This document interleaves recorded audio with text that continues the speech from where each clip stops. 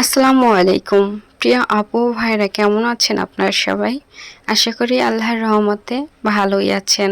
তো তেলাপিয়া মাছ, কই মাছ আজকে কিভাবে কি রান্না করি তাই আপনাদের সাথে শেয়ার করব। স্কিপ না করে ফুল ভিডিও দেখুন। এটা হচ্ছে কই মাছ আর তেলাপিয়া মাছ। এই কয় পিস তেলাপিয়া নিয়েছি, এটা আমি ভেজে ভুনা করব। তো কিভাবে কি ভুনা করব চলুন দেখে নিই।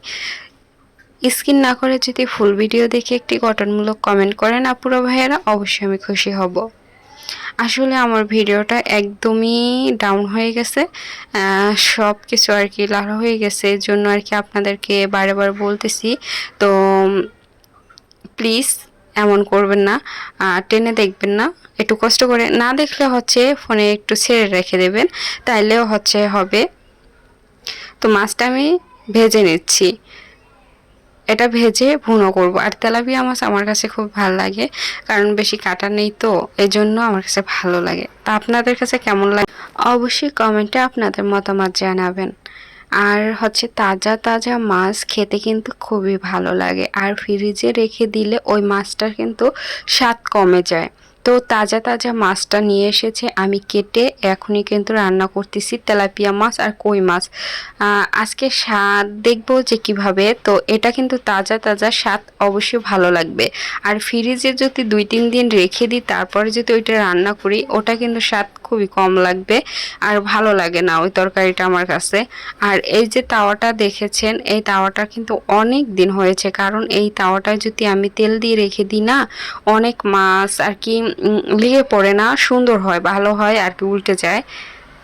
তাই আর কি এমনভাবে রান্না করতেছি। তো মশলাটা কষিয়ে নেব সুন্দরভাবে, মশলাটা কষিয়ে তারপরে মাছটা আর কি বোনা করতেছি। এভাবে কিছুক্ষণ যদি কষিয়ে নিই তাহলে কিন্তু ভালো লাগবে। পেঁয়াজ রসুনের পেস্টটা যদি ভালোভাবে আমি না কষাই তাহলে কিন্তু মাছটা খেতেও ভালো লাগবে না, আর হচ্ছে আদা রসুনের গন্ধ আসবে, এটা খেতে কিন্তু আমার কাছে ভালো লাগে না। তো এটা কিছুক্ষণ আমি হলুদ দিয়ে তেলের ভিতরে কষিয়ে নেব। আর এমনভাবে যে কষাবেন যেন লেগে না পড়ে, একটু পানি অ্যাড করলে আর লেগে যাবে না। তো এভাবে মশলাটা কিছুক্ষণ আমি কষিয়ে নিয়েছি তেলের ভিতরে। এখন মরিচ অ্যাড করলাম, এই যে মাছটা দিয়ে দিলাম। এভাবে তেলাপিয়া মাছ আর আরেকভাবে করা যায়, ওটা হচ্ছে পেঁয়াজ যদি কেটে ব্রাউন কালার করে মশলাটা কষিয়ে নেয়, ওইভাবেও করা যায়, কিন্তু আমি পেস্টটা দিই নাই, কারণ পেস্ট দিলে বেশি মিষ্টি মিষ্টি লাগে, এই জন্য আমার কাছে খেতে ভালো লাগে না। এই লেসটা নিয়েছি, শুধু আমি খাবো এই জন্য আবার নিয়েছি ওইটা। তো এভাবে মাছটা ভুনা করলাম। তো কেমন লেগেছে আপনাদের কাছে অবশ্যই আপনাদের মতামত কমেন্টে জানাবেন।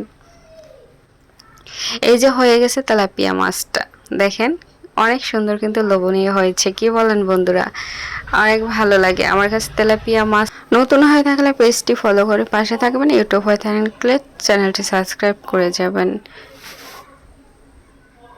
অনেক সুন্দরভাবে রান্না করে নিলাম। তো এটা হচ্ছে জাম্বুরা। তো জাম্বুরা খেতে কিন্তু ভীষণ ভালো লাগে, কার কার কাছে ভালো লাগে? আমার কাছে কিন্তু খুবই ভালো লাগে দুপুরবেলায় গরমের ভিতরে।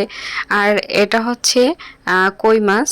কই মাছটা তাজা তাজা খাবো বলেছি, এই জন্য কই মাছও এই কয় পিস নিয়েছি, অনেক বড় ছিল সাইজ, এই জন্য আমি মাঝখান দিয়ে ডুম দিয়ে নিয়েছি। তো মাছটা ভুনা করে এটা আলু দিয়ে আর কি মাখা মাখা করব। এভাবে কিছুক্ষণ কষিয়ে নিলাম।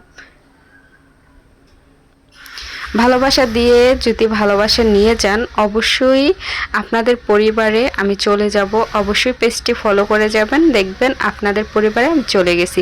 আর বাইরে অনেক সাউন্ড হচ্ছে, এই জন্য আর কি খুবই দুঃখিত। আর অনেকে আছে ফলো করে হচ্ছে আনফলো করে, তো প্লিজ এমন কাজ করবেন না। যার পাশে থাকবেন সব সময়ের জন্যই থাকবেন। আমরা সবাই হচ্ছে আশা নিয়ে এখানে এসেছি। তো ছোট হোক বড় হোক, আসলে বড় আইডির কাছে কিন্তু সাপোর্ট পাওয়া যায় না, এটা কিন্তু সত্যি।